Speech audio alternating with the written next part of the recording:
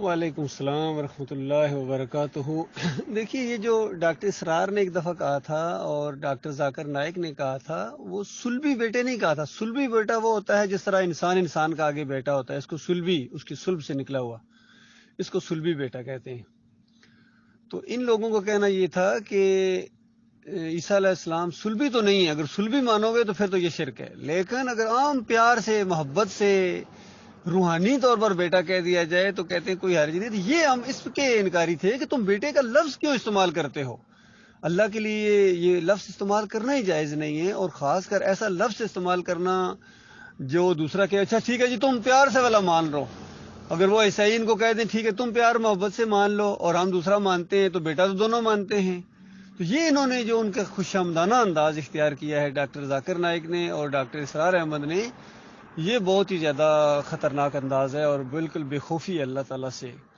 اسی طرح جس طرح علی انجینئر نے کہا کہ جنت میں اللہ تعالیٰ ہر انسان کو چھوٹا چھوٹا اللہ بنا دے گا، بتائیے یہ بات کہنے کی ہے؟ اور دو دلیلیں دی، اس کے بعد تیسری نہیں، دوسری اور باتیں ہزاروں لاکھوں کروڑوں خربوں جو باتیں وہ پھر اس کے خلاف جا رہی ہیں، ادھر اس کا دھیان نہیں جا رہا ہے، صرف دو دلیلیں اس نے دی۔ کس طرح؟ دیکھو جی،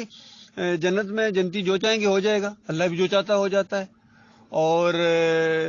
جنت میں چونکہ موت نہیں، اللہ کو بھی موت نہیں۔ وہ اللہ کے بندوں پہ جنت میں تو مومنوں کی بیویاں بھی ہوں گی، ان کے کیا نام ہے، کھانے پینے بھی ہوں گے،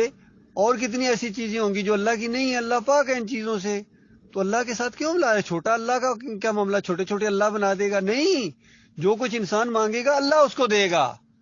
یہ نہیں کہ جو خود کہے گا وہ خود ہو جائے گا۔ یہ والی صفت اللہ کسی کو نہیں دیتا ہے۔ اسی سے تو محمد حنیف صاحب نے دھوکہ کھایا کہ اللہ اپنی صفت عیسیٰ علیہ السلام کو دے دی۔ اللہ اپنی صفت نہیں دیتا ہے، بلکہ اس کی صفات تو جنت میں اور وہ جہنم کے معاملے میں اور زیادہ سامنے آئیں گی۔ اس کی صفات، وہ کتنا قہار اور جبار ہے آگے پتہ چلے گا، وہ کتنا سخت گیر ہے یہ آگے پتہ چلے گا ان جہنمیوں کو۔ اسی طرح سارے جنتی اور سارے یعنی انسان اور سارے جن ایک ہی لمحے کے اندر جو چاہیں گے، جو مانگیں گے، وہ اللہ ان کو دے گا۔ اللہ کی یہ قدرت صفت سامنے آئے گی کہ اللہ کتنی قدرتوں والا ہے کہ ہر لمحے نہ نیند نہ اونگ، اور ہر لمحے ایک ہی لمحے کے اندر ساری انسانیت اور سارے جنات کی ہر خواہش کو وہ پوری کرے ایک ہی لمحے کے اندر، اور اسی ایک ہی لمحے کے اندر سب کے خیالات جاننا، سب کی۔ ہماری عقل میں یہ چیز نہیں آ سکتی، کیوں؟ یہ خدائی ہے، یہ الوہیت ہے، پر الوہیت ہم کیسے سمجھ سکتے ہیں بتائیے؟ ہماری سمجھ میں ہم نے صرف ایمان لانا ہے کہ مالک ہے، ایسا ہے۔ اور پھر حدیث میں آتا ہے جو مقام محمود کہا گیا نا، نبی علیہ السلام قیامت کے دن مقام محمود پر ہوں گے، یعنی وہ ایسا مقام جو حمد کیا گیا ہے، اور اس میں نبی علیہ السلام کے اوپر ایسی ایسی حمد اللہ القا کرے گا، سجدے میں گریں گے نبی علیہ السلام، اور ایسی حمد اللہ تعالیٰ ان کو بیان کرے گا جو ابھی کسی کو بتائی ہی نہیں۔ ایسے ایسے نام ہیں اللہ تعالیٰ کے، ایسے ایسے نام ہیں، جس طرح ایک نبی علیہ السلام کی دعا آتی ہے کہ یا اللہ تجھے ان ناموں کا واسطہ، سارے کے سارے ناموں کا واسطہ، اور وہ نام جو تو نے اپنی کتاب میں نازل کیے، وہ نام جو آپ نے اپنے بندوں میں سے کسی کو سکھائے، اور وہ نام جو آپ نے اپنی حکمت کے تحت کسی کو سکھائے ہی نہیں ابھی، ان ناموں کا بھی آپ کو واسطہ۔ ظاہر بات وہ ناموں میں معلوم ہی نہیں ہے، وہ اللہ کے صفت اور ہم ابھی معلوم ہی نہیں ہے، ہمیں تو وہ پوری طرح ہم نہیں محسوس کر سکے جو قرآن میں بیان ہوئی ہے، جو حدیثوں میں بیان ہوئی ہے، تو وہ جو بیان ہی نہیں ہوئی ہے، بتائیے وہ کہاں کتنی بڑی صفت ہوگی، کیسی وہ جب صفت سامنے آئے گی تو مومنوں کو کتنی خوشی ملے گی، مومن کتنے زیادہ خوش ہوں گے، تو یہ ساری نعمتیں ہوں گی اللہ تعالیٰ کی وہاں۔ تو اس طریقے سے ان لوگوں نے اللہ کی بڑی توہین کی ہے، چاہے یہ علی انجینئر ہو، ڈاکٹر اسرار ہو، مودودی ہو،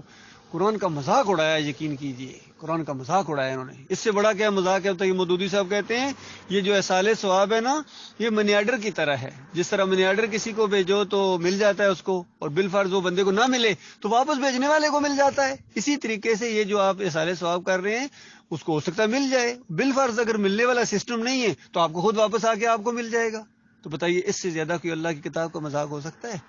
مذاق اڑایا، رسولوں کا مذاق اڑایا انہوں نے، اور صوفیوں نے تو حد کر دی ہے۔ عبد القادر جیلانی کے واقعات آپ پڑھیں، کہتے ہیں شریعت کا پابند نہ ہوتا تو بتا دیتا کیا کھا کے آئے ہو، کیا گھر میں چھوڑ کے آئے ہو، پوری طرح نقل اتاری اس معجزے کی جو عیسیٰ علیہ السلام کہا کرتے تھے کہ بالکل میں بتا دیتا ہوں، کہ وہ اللہ کے حکم تھے، وہ معجزہ تھا، اللہ بتاتا تھا ان کو، اپنے علم سے نہیں، اللہ ان کو بتاتا تھا وحی کے ذریعے کہ یہ بندہ یہ کھا کے آیا ہے اور یہ گھر میں یہ چھوڑ کے آیا ہے۔ تو اب یہ اصل میں معجزہ ہوتا تھا کہ ایک بندہ سوچے اگلا کہ بتاؤ یہ انسان تو نہیں بتا سکتا ہے، تو یہ جب انہوں نے بتائی ہے تو یہ اس کا مطلب ہے یہ اللہ کے پیغمبر ہیں، اللہ نے وحی کی ہے، یہ کہتے ہیں میرے اوپر وحی آتی ہے، تو یہ وحی ان کو بتائیے، یہی پیغمبر ہیں اللہ تعالیٰ کے، معجزے اس وجہ سے ہوتے ہیں، اللہ تعالیٰ اپنی یہ جو نشانیاں دکھاتا ہے یہ اس وجہ سے۔ بلکہ نبی علیہ السلام کا بھی ایک اسی طرح کا معجزہ تھا، کوئی بندہ کوئی چیز کھا کے آیا یا کوئی بات کر کے آیا اس طریقے سے، تو نبی علیہ السلام نے جب اس کو بتایا تو وہ حیران رہ گیا، اور اس نے کہا کہ یہ بات کوئی نہیں جان سکتا سوائے اللہ کے، اور یہ اللہ نے ان کو بتائی ہے، اور یہ واقعی اللہ کے پیغمبر ہے، اس وجہ سے ہوتے ہیں۔ باقی معجزات کا کچھ لوگ انکار کر دیتے ہیں، وہ اس کو جادو کہنا شروع ہو جاتے ہیں، اور کچھ ان معجزات کی وجہ سے پیغمبروں کو پوجنا شروع کر دیتے ہیں، یہ تو بھائی اللہ ہی ہیں، بھائی اللہ میں اور ان میں کوئی فرق نہیں ہے، تو اس طریقے سے وہ دوسری گمراہی کی طرف شیطان کا وہ وار ہوتا ہے۔ تو شیطان کا جو ہتھیار ہے نا، یہ بڑا خوفناک ہتھیار ہے، اور جب تک پوری طرح چکنے نہ رہیں یہ وار بڑا شدید وار کرتا ہے۔ اللہ تعالیٰ اس کے وار سے اپنی پناہ میں رکھے۔